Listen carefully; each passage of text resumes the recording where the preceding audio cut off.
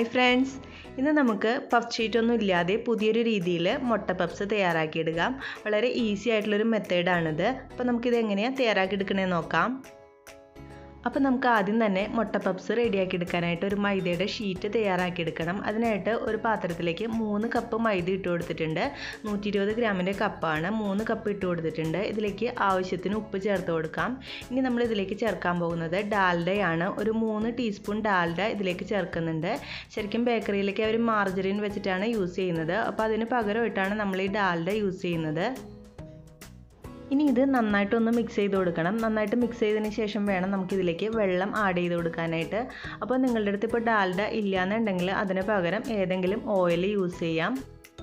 ഇപ്പോൾ ഡാൽഡ യൂസ് ചെയ്യുന്നുണ്ടെങ്കിൽ നിങ്ങൾക്ക് ശരിക്കും ആ ബേക്കറി സ്റ്റൈലിൽ തന്നെയുള്ളൊരു ടെക്സ്ചറിൽ തയ്യാറാക്കി എടുക്കാനായിട്ട് പറ്റും. അപ്പോൾ ഡാൽഡ ഉണ്ടെങ്കിൽ എന്തായാലും ഡാൽഡ യൂസ് ചെയ്യുക. ഇനി ഇതിലേക്ക് നമുക്ക് ആവശ്യത്തിന് വെള്ളം ഒഴിച്ചിട്ട് നന്നായിട്ടൊന്ന് കുഴച്ചെടുക്കാം. ഒരു ചപ്പാത്തി പരുവത്തിലൊക്കെ കുഴച്ചെടുക്കണം.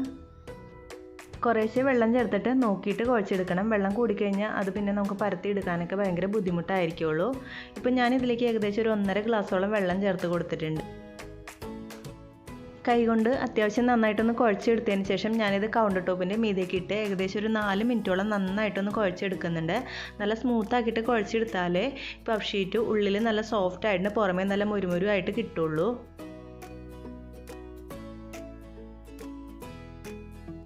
നമ്മളിത് പാത്രത്തിൽ തന്നെ ഇട്ട് കുഴച്ചെടുത്താൽ ഇത്രയും നല്ല സോഫ്റ്റ് ആയിട്ട് കിട്ടില്ല. അപ്പോൾ ഇതുപോലത്തെ ഒരു കൗണ്ടർ ടോപ്പ് ഉണ്ടെന്നുണ്ടെങ്കിൽ അങ്ങനെ ചെയ്യുന്നതാണ് കുറച്ചും കൂടി ബെറ്റർ. ഇപ്പോൾ 4 മിനിറ്റൊക്കെ കഴിഞ്ഞിട്ടുണ്ട്. നമ്മുടെ മാവ് നല്ല സോഫ്റ്റ് ആയിട്ട് കിട്ടിയിട്ടുണ്ട്. ഇനി ഇത് നമുക്കിത് അടച്ച് വെച്ചിട്ട് ഒരു അരമണിക്കൂർ വെയിറ്റ് ചെയ്യാം, കുറച്ചും കൂടി ഒന്ന് സോഫ്റ്റ് ആയിട്ട് കിട്ടാൻ വേണ്ടിയിട്ട്. ആ സമയം കൊണ്ട് നമുക്ക് മുട്ട പപ്സിൻ്റെ മസാല തയ്യാറാക്കിയെടുക്കാം. ചൂടായി കിടക്കുന്ന ഒരു പാനിലേക്ക് 1.5 ടേബിൾ സ്പൂൺ വെളിച്ചെണ്ണ ഒഴിച്ച് കൊടുത്തിട്ടുണ്ട്. വെളിച്ചെണ്ണ ഒന്ന് ചൂടായി വന്നപ്പോൾ ഇതിലേക്ക് 2 വലിയ സവാള നീളത്തിൽ അരിഞ്ഞത് ചേർത്ത് കൊടുക്കുന്നുണ്ട്. അതിൻ്റെ കൂടെ തന്നെ 2 ചെറിയ പച്ചമുളക് വട്ടത്തിൽ അരിഞ്ഞതും, ഒരു ചെറിയ കഷ്ണം ഇഞ്ചി, 2-3 കഷ്ണം വെളുത്തുള്ളി ചതച്ചതും കൂടി ചേർത്ത് കൊടുക്കുന്നുണ്ട്. ഇനി ഇതിലേക്ക് ആവശ്യത്തിന് ഉപ്പ് ചേർത്തിട്ട് നല്ല ബ്രൗൺ കളറിൽ നമുക്ക് വഴറ്റിയെടുക്കാം.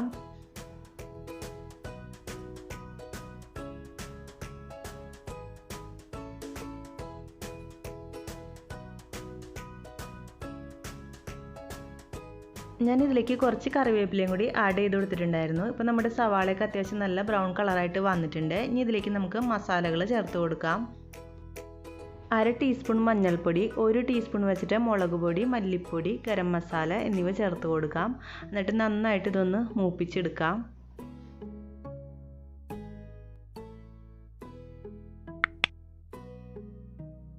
ഈ മസാലകളൊക്കെ ഒന്ന് മൂത്ത് കരിഞ്ഞ് പോവാതിരിക്കാനായിട്ട് ഞാൻ ഇതിലേക്ക് കുറച്ച് വെള്ളമൊന്ന് ഒഴിച്ച് കൊടുക്കുന്നുണ്ട്. അപ്പോൾ ഒരു കുഴഞ്ഞിരിക്കുന്ന പരുവത്തിൽ നമുക്ക് മസാല തയ്യാറാക്കി എടുക്കാനായിട്ടും പറ്റും.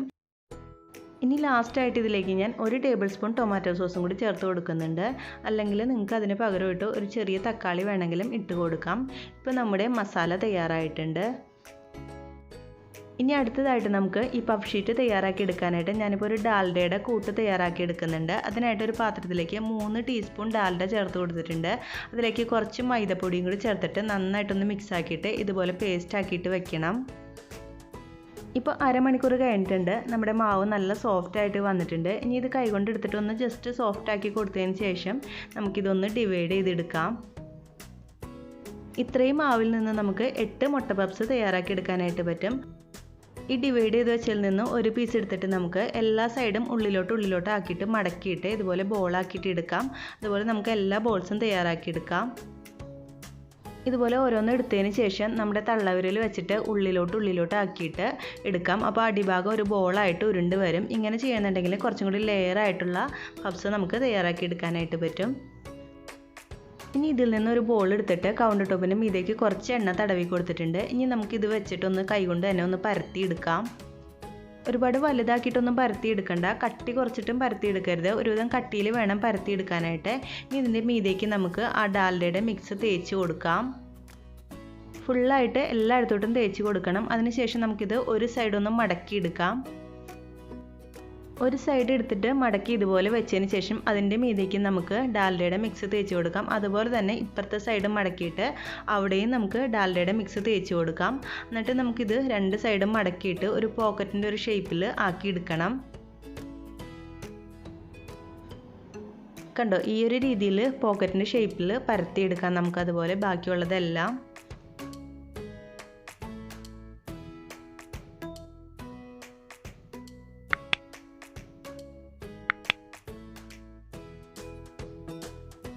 ഇപ്പോൾ എല്ലാം അതുപോലെ പരത്തി എടുത്തിട്ടുണ്ട്. ഇനി അതിൽ നിന്ന് നമുക്ക് ഒരെണ്ണം എടുത്തിട്ട് ഒരു റോളർ വെച്ചിട്ട് പരത്തി കൊടുക്കാം. റോളറിൻ്റെ മീതേക്ക് കുറച്ച് എണ്ണ തടവി കൊടുത്താൽ ഒട്ടും തന്നെ ഒട്ടിപ്പിടിക്കില്ല. അല്ലെങ്കിൽ ഇത് ഒട്ടിപ്പിടിക്കുകയൊന്നും ചെയ്യില്ല, കാരണം നമ്മൾ ഡാൽഡ യൂസ് ചെയ്തുകൊണ്ട് തന്നെ ഒട്ടിപ്പിടിക്കുകയൊന്നും ചെയ്യില്ല.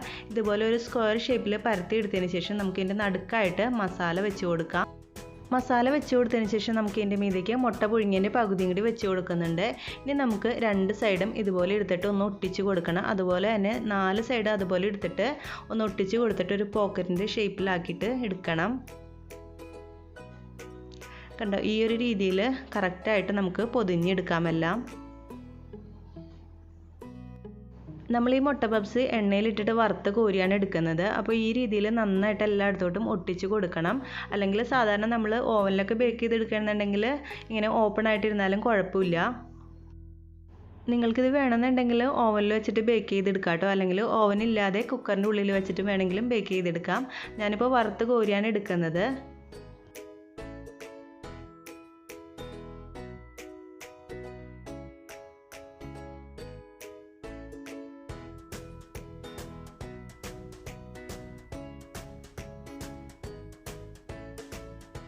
ഇപ്പോൾ എല്ലാ മുട്ട പപ്സും ഞാൻ അതുപോലെ തയ്യാറാക്കി എടുത്തിട്ടുണ്ട്. ഇനി നമുക്കിതൊരു മീഡിയം തീയിൽ കിടക്കുന്ന ഓയിലിട്ടിട്ട് വറുത്തെടുക്കാം. നമ്മൾ ഈ മുട്ട പപ്സ് വറുത്തെടുക്കുമ്പോൾ പ്രത്യേകം ശ്രദ്ധിക്കണം, തീ കൂട്ടിയിട്ടിട്ട് വറുത്തെടുക്കരുത്. തീ കൂട്ടിയിട്ട് കഴിഞ്ഞാൽ അതിൻ്റെ ആ ഒരു ടെക്സ്ചർ തന്നെ മാറിപ്പോവും.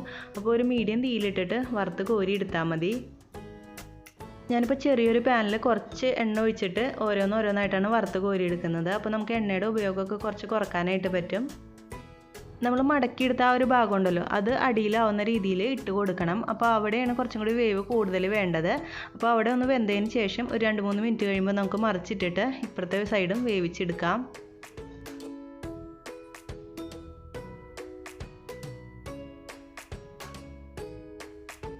ഇപ്പോൾ നമ്മുടെ ആദ്യത്തെ മുട്ട പപ്സ് തയ്യാറായിട്ടുണ്ട്. ഇങ്ങനെ മീഡിയം തീയിലിട്ടിട്ട് വറുത്തെടുത്താൽ ഇത് ലെയറായിട്ട് ഇങ്ങനെ തിരിഞ്ഞ് വരുള്ളൂ. അപ്പോൾ ഇത് 2 സൈഡും നന്നായിട്ട് മൊരിഞ്ഞ് ഗോൾഡൻ കളറായിട്ട് വന്നിട്ടുണ്ട്. ഇനി ഇത് നമുക്ക് എണ്ണയിൽ നിന്ന് കോരി മാറ്റാം.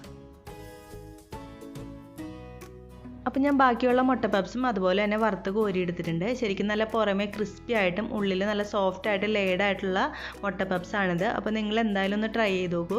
നമ്മൾ ഈ മുട്ട പപ്സൊക്കെ എപ്പോഴും ബേക്കറിയിൽ നിന്നൊക്കെ വാങ്ങിയിട്ടല്ലേ കഴിക്കണം. അപ്പോൾ നിങ്ങൾ വീട്ടിൽ ഇതുപോലെ ഈസി ആയിട്ടൊന്ന് ട്രൈ ചെയ്ത് നോക്കണം. നിങ്ങൾക്ക് ഈ റെസിപ്പി ഇഷ്ടമായാൽ ലൈക്ക് ചെയ്യണം, ഫ്രണ്ട്സിനായിട്ട് ഷെയർ ചെയ്യണം. അതുപോലെ നിങ്ങൾ ഈ ചാനൽ ഇതുവരെ സബ്സ്ക്രൈബ് ചെയ്യാതാണ് കാണുന്നതെങ്കിൽ ഒന്ന് സബ്സ്ക്രൈബ് ചെയ്തിട്ട് സപ്പോർട്ടും കൂടി ചെയ്തേക്കണേ. താങ്ക്